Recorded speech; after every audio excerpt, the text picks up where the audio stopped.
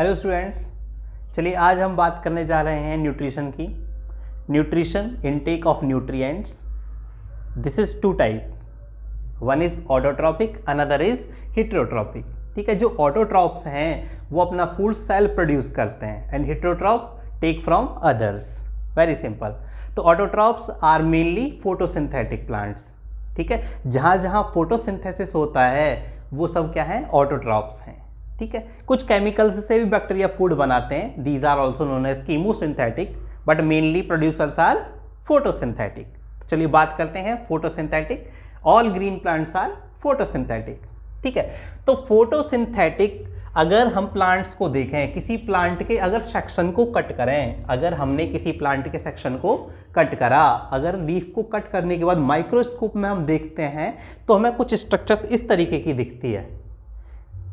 ये माइक्रोस्कोप में हमें स्ट्रक्चर दिखती है जब हम किसी प्लांट की लीफ का सेक्शन कट करते हैं, जिसमें ऊपर एक लेयर दिखती है। This layer is known as cuticle.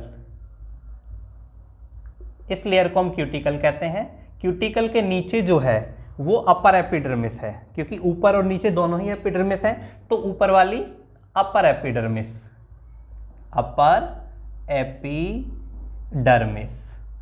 ठीक है, जो यहां पर नीचे है, यहां पर क्लोरोप्लास्ट है बहुत सारा। यहां पे क्या भरा हुआ है, बहुत सारा क्लोरोप्लास्ट भरा हुआ है। ठीक है,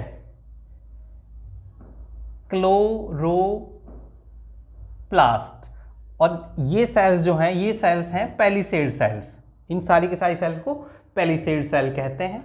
यहां पर कुछ एयर के स्पेस हैं तो हम बोल देते हैं एयर स्पेस। खाली जगह भी है तो एयर स्पेस होगा ही, एयर स्पेस है। And for the exchange of gases, ठीक है, गैसेस के एक्सचेंज के लिए यहां पर स्पेशल एंट्री, एक दरवाजा है, पोर है। ठीक है, तो ये जो पोर है ये स्टोमेटल पोर है या स्टोमेटा है, तो हम बोल देते हैं stomatal pore. And these are guard cell.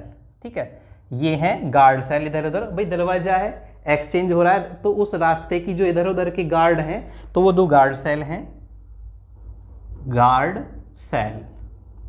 ठीक है, तो ये हमारी गार्ड सेल हैं जो स्टोमेटा के पोर को बनाए हुए हैं और टाइम पर रिक्वायरमेंट के हिसाब से, जरूरत के हिसाब से ओपन और क्लोज करती हैं।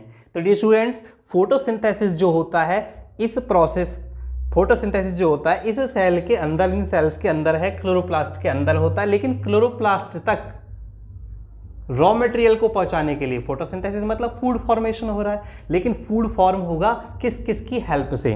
तो डियर स्टूडेंट्स, जो रूट है, प्लांट की जो रूट है वो जाइलम के थ्रू क्या पहुंचाती है, यहां तक वाटर पहुंचाती है।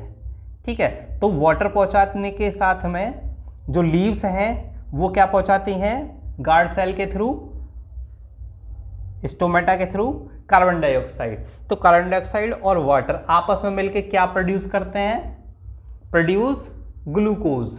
ठीक है, इनको प्रोड्यूस करना होता है ग्लूकोज।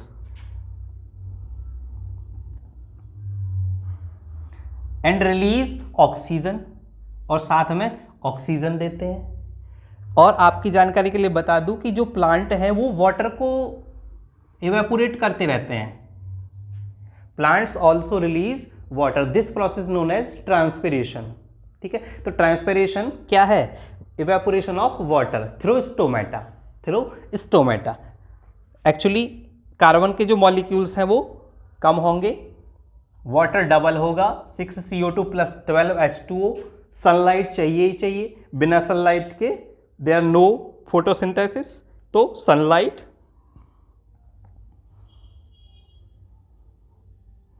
ठीक है, सनलाइट है, प्लांट है, ग्रीन है, ग्रीन है तो क्लोरोफिल चाहिए, chlorophyll, chlorophyll,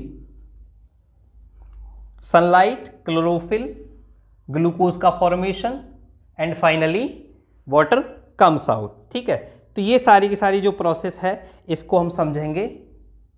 now equation is valence. ठीक है, अब इक्वेशन आपकी पूरी तरीके से बैलेंस है। You can count the molecules and we can explain very easily. In the presence of sunlight, all green plant और all chlorophyllous plant in the presence of sunlight with the help of carbon dioxide and water, carbon dioxide and water, produce glucose and release oxygen known as photosynthesis. Dear students, ये सारी की सारी जो process है ये 2 पार्टों में पूरी होती है, during day time and during night time. तो जो ड्यूरिंग डे टाइम में सबसे पहले क्या होता है, एब्जॉर्प्शन ऑफ लाइट। सबसे पहले क्या हो रहा होता है, absorption of light. Absorption of light, सबसे पहले लाइट का एब्जॉर्प्शन होगा, उसके बाद क्या होगा, फोटोलिसिस ऑफ वाटर। ठीक है, जो लिसिस ऑफ वाटर हो रहा है, फोटोलिसिस ऑफ वाटर, पानी टूट रहा है। ठीक है, और जो तीसरे नंबर पर क्या हो रहा है, कार्बन डाइऑक्साइड जुड़ रही है किसके साथ, या फिर कार्बन डाइऑक्साइड रिडक्शन।